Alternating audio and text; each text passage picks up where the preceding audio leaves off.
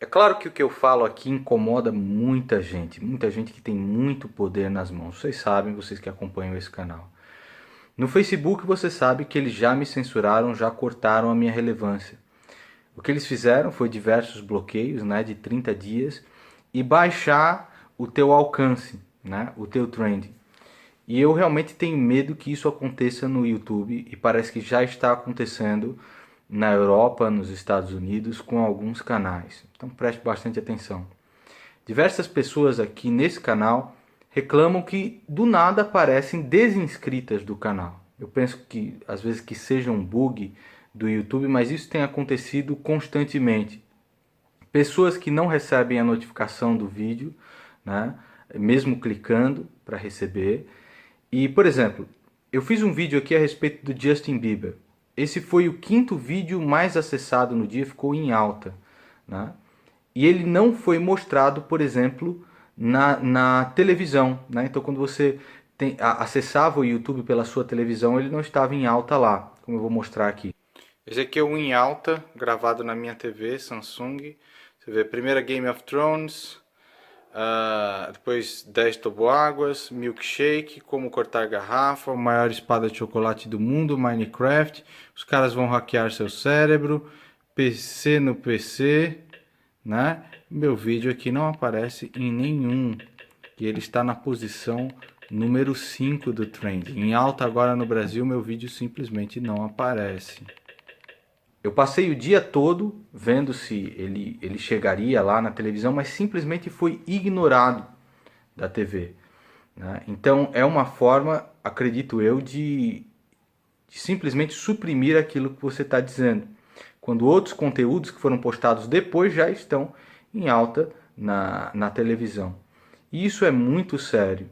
Eu entrei em contato com a minha network, eles falaram, não sei o que está acontecendo, não faço a menor ideia, vamos ver lá no YouTube, no Google, o que acontece. Quando eu fui na One RPM Day lá, o pessoal da Google me garantiu que não existe esse tipo de coisa, mas sinceramente eu fico um pouco ressabiado com esse negócio todo, né? Eu levei um abaixo-assinado com 12 mil assinaturas para o Facebook naquela época e não teve jeito, bicho. Os caras censuram mesmo, tiram a tua relevância, abaixam o teu alcance e você fica naquele nicho. Você simplesmente morre e é ignorado por eles. E isso aparentemente está acontecendo com diversos canais que têm um viés, que têm uma cosmovisão conservadora aqui no YouTube.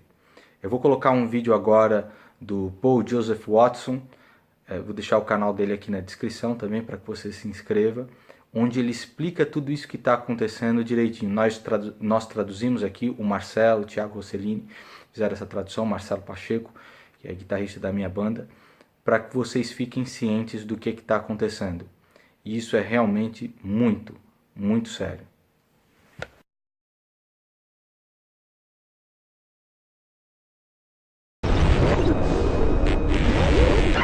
Good evening, London. That title got your attention, didn't it? Well, I wish it was clickbait, but it's not. Many of your favourite YouTubers could be about to disappear. And it's odd because many of the same people who went apeshit over YouTube heroes aren't even talking about this. Basically, a bunch of corporations had a collective hissy fit because their ads were showing up on extremist videos. Verizon, Johnson & Johnson, these big companies, they've just found out that their ads are being played before some pretty offensive content, and they want it to stop. And to be fair, you can understand why they don't want to be seen as endorsing extremism. Because by extremism, we just mean ISIS. We mean jihadist propaganda. Beheading videos, right? Wrong. According to the media, extremist YouTubers include yours truly, JonTron, and PewDiePie. PewDiePie! Let us dwell for a second on how truly hysterical you must be to think that a guy who makes funny videos about playing computer games is a political extremist.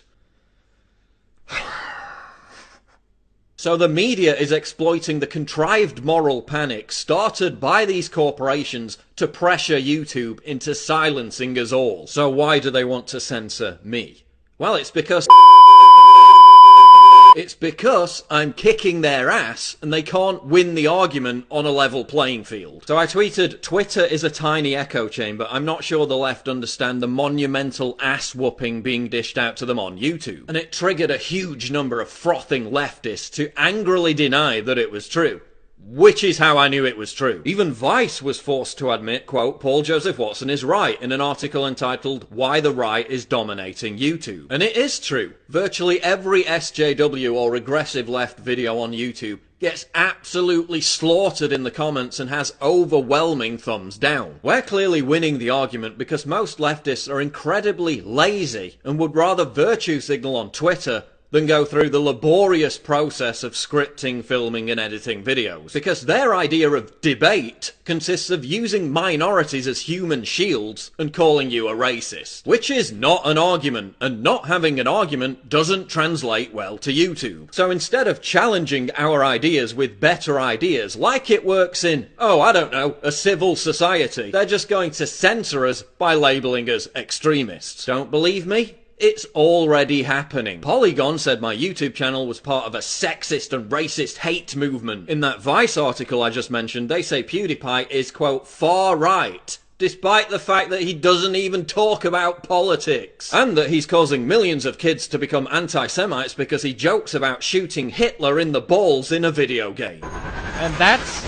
why Hitler never had any babies. Yes, really. In another Vice article, they say JonTron is making all the kids racist. New Statesman said my videos were racist in an article about who YouTube should censor. Along with all the fake news hysteria, they're clearly building the narrative that anyone who even hints at challenging leftist dogma on anything is an extremist and must be silenced. They're clearly conflating actual extremism, like ISIS beheading videos, with people who just have a different fucking opinion. And again, it's because we're crushing them. Their audience is shrinking. Their trustworthiness, especially amongst young people, is collapsing. So how will they silence us pesky YouTubers with our wrong-think and inconvenient opinions? Well, let me introduce you to YouTube Restricted Mode. Here's my channel on Restricted Mode. Yeah, you'll notice every single one of my videos has disappeared. Here's CNN on Restricted Mode. Not a single one of their videos has been buried. Even though I talk about many of the same news issues as CNN. Same issues, wrong opinion. So it's bye-bye PJW. Here's Philip DeFranco's channel. Steven Crowder. Here's Alex Jones. Here's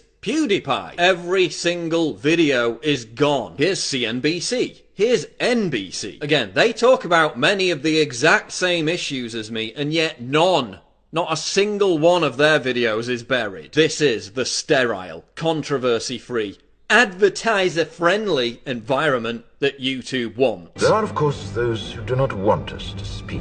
So you know how YouTube slaps an age restriction on your videos and it forces people to have to sign into their accounts to watch them? That immediately kills the momentum for your video and stops it going viral. And that's what they'll do with this restricted mode. They'll force people to sign in and age verify to see every single upload from those of us that have been put on the naughty step.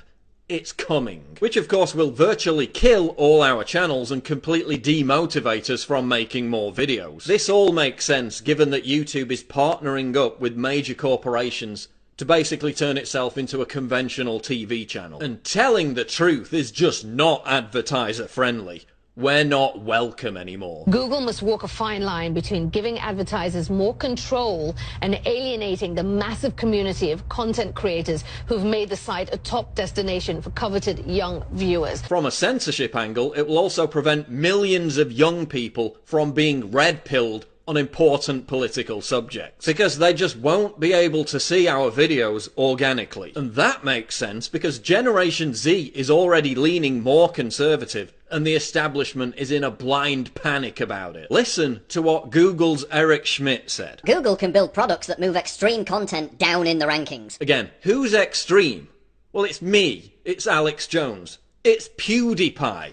We're all Nazis now. It should be possible for computers to detect malicious, misleading and incorrect information and essentially have you not see it. We're not arguing for censorship, we're arguing just take it off the page. Oh, we're not going to censor you. We're just going to make sure that nobody can see your videos. Oh, gee, thanks. And there's already speculation that YouTube is deliberately unsubscribing people from channels based on age if those channels are deemed edgy in any way. If this YouTube age gate really does exist, it would explain why Leafy is here, a YouTuber who has extremely edgy adult content, would be losing subscribers every single day because the majority of his fan base, I would assume, are younger. As I said, when I heard this, bells were ringing. I was shocked, but that wasn't it. There was more to the story.